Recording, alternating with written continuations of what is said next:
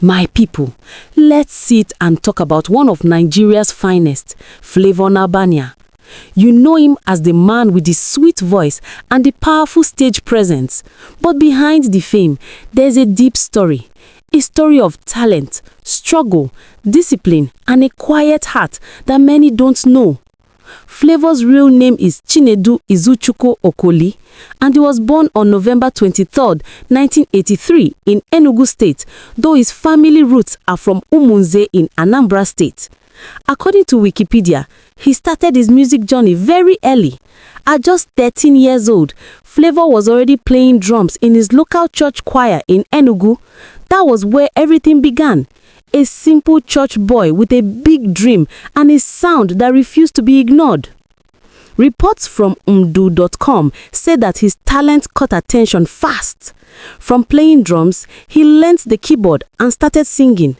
With support from his church and local musicians, he began building his sound, mixing traditional Igbo highlife with modern rhythms, and that's where the real Flavour started taking shape. In 2005, he released his first album, Nabania. It didn't shake the whole country immediately, but it gave him a name in the East. It was that kind of album that made you say, this guy will go far. But his major breakthrough came 5 years later, in 2010, when he dropped the album, Uplifted. That was the game changer. It had songs like Nwa Baby Ashawa Remix, Adama and Oyi Remix. According to BBC Africa, those songs didn't just trend, they turned him into a national figure. But let me tell you something important. Flavour didn't just sing, he represented culture. He carried the Igbo language with pride, mixing traditional tunes with modern beats, making everyone, from the old to the young, feel connected. His music wasn't just entertainment, it was identity. And that's why even people who don't understand Igbo still vibe to his songs. The rhythm speaks before the words do. Now, when it comes to his personal life, Flavour is a private man.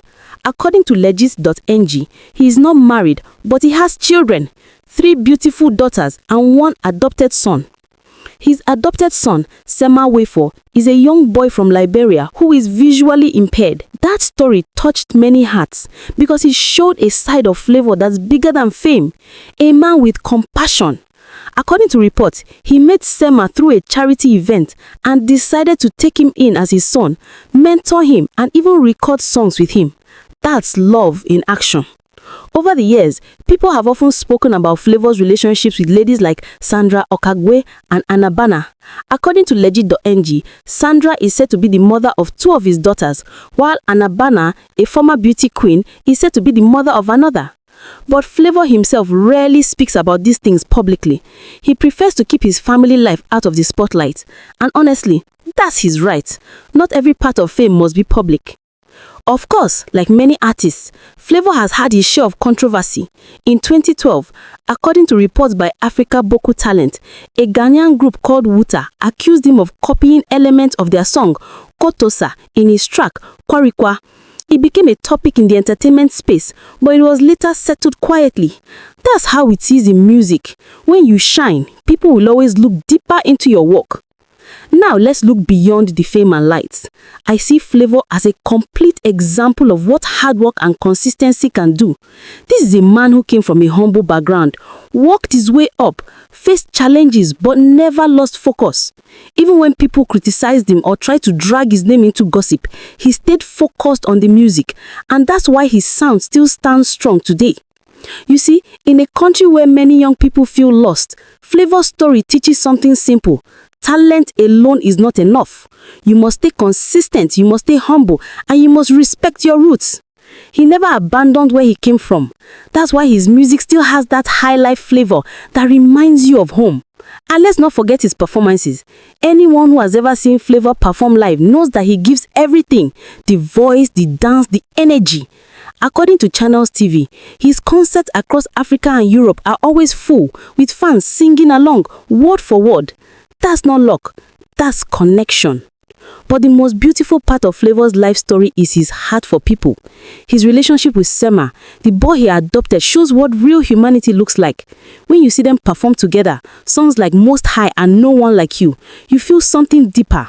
You feel that Flavour uses his fame to lift others, not just himself. Now, let me say this. No one is perfect. Every celebrity has their challenges and private battles. But when we look at Flavour's journey, we see growth, we see maturity, and we see responsibility.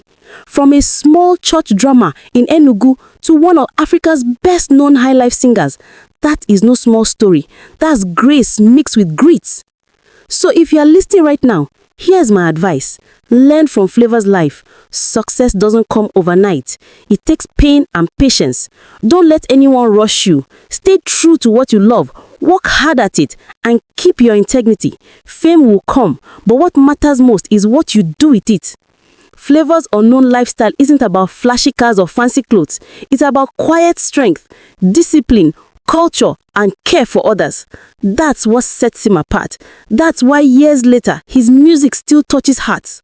So, whenever you hear Nwa Baby, Ada Ada, or Most High, remember, it's not just a song.